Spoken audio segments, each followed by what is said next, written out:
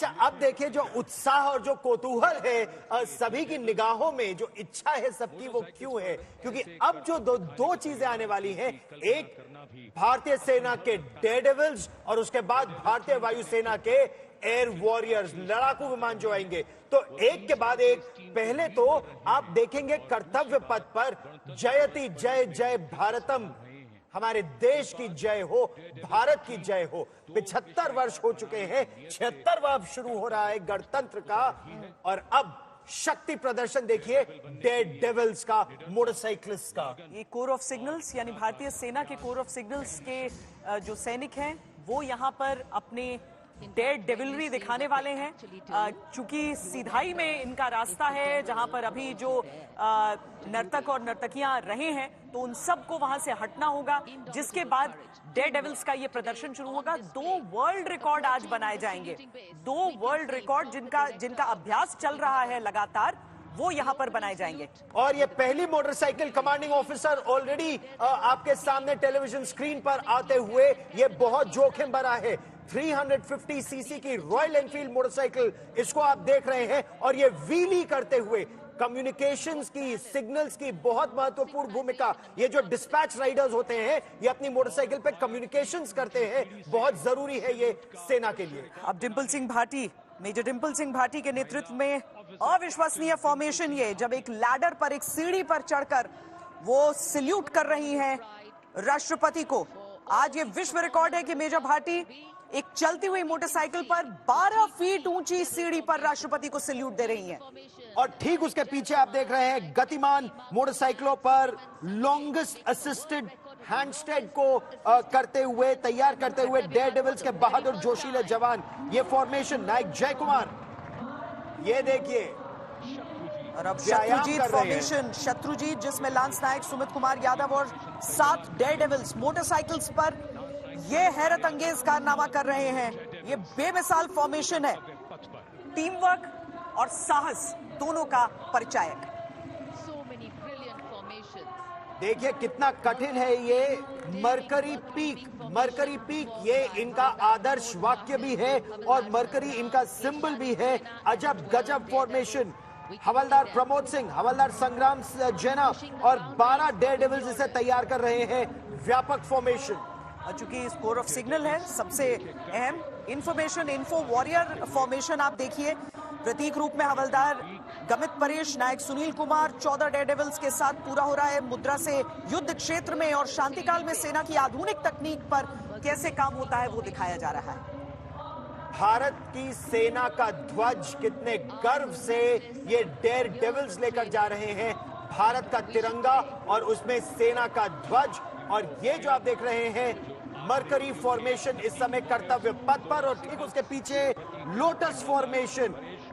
राष्ट्रपति द्रौपदी मुर्मू सैल्यूट करती हुई मनमोहक फॉर्मेशन, कंपनी हवलदार मेजर दुर्गेश कुमार की निगरानी में। और अब जो फॉर्मेशन आ रहा है उस पर तालियों की गड़गड़ाहट पल भर को भी नहीं रुकती, क्योंकि ये मानव पिरामिड फॉर्मेशन है।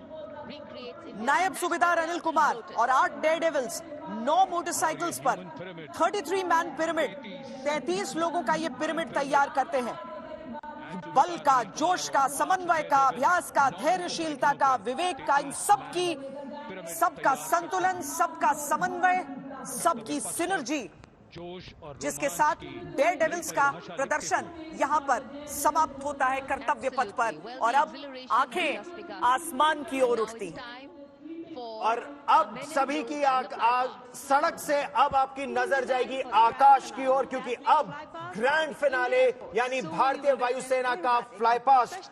40 लड़ाकू विमान, हेलीकॉप्टर और ट्रांसपोर्ट विमान इस फ्लाई पास्ट का हिस्सा है, जिसमें 22 लड़ाकू विमान हैं। सबसे पहले विक फॉर्मेशन में, अजय फॉर्मेशन में आ रहे हैं अपाची हेलीकॉप्टर्स। ये अपाची फ्लाइंग टैंक्स कहलाते हैं मार्शल चोपड़ा। और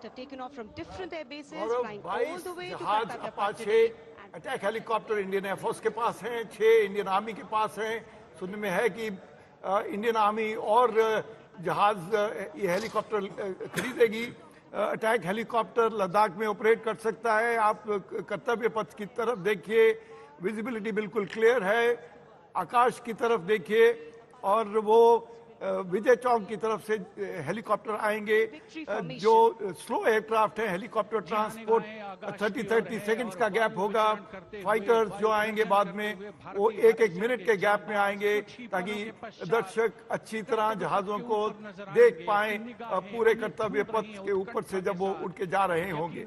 अटैक हेलीकॉप्टर्स हैं हमारे, और पूरी तरीके से बदल दिया है इन्होंने उस परिवेश को जिसमें आधुनिक युग में युद्ध लड़े जाएंगे।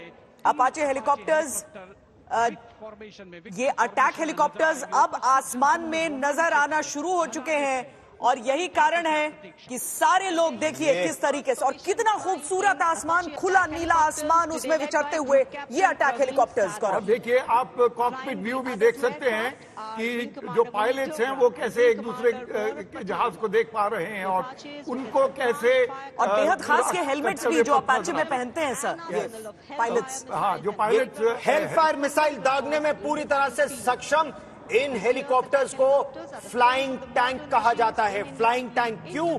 क्योंकि इनका जो आर्मर है वो बहुत मजबूत होता है मार्शल चोपड़ा। और इसमें Indian anti tank missile Helina integrate हो रही है, जो एयर लॉन्च है। तकरीबन 6 किलोमीटर की रेंज है उसकी, और इसकी टेस्टिंग हो चुकी है।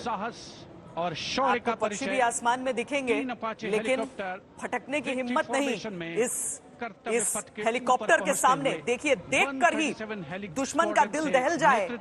ये 3 अपाचे हेलीकॉप्टर्स विक फॉर्मेशन में आगे बढ़ते हुए, ये अजय फॉर्मेशन है, विक्ट्री।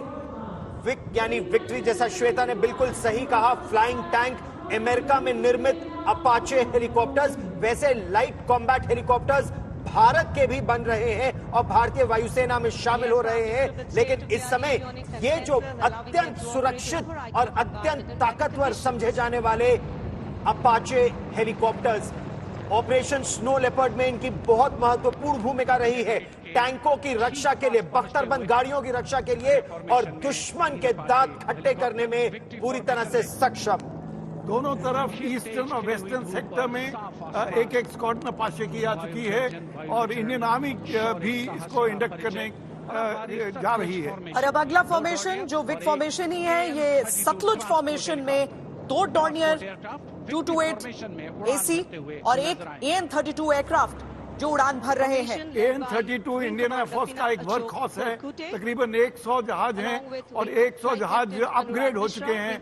डॉर्नियर इंडिया में बना है, HAL ने बनाया है, और ये ट्रेडिशनल फॉर्मेशन है सतलुज, क्योंकि सतलुज AN-32 को कहा जाता है। रूस में निर्मित AN-32 1985 के दशक में भारतीय वायुसेना में शामिल हुए थे, और सियाचिन ग्लेशियर में तैनाती के लिए इन्हें खास तौर पर बनाया गया था।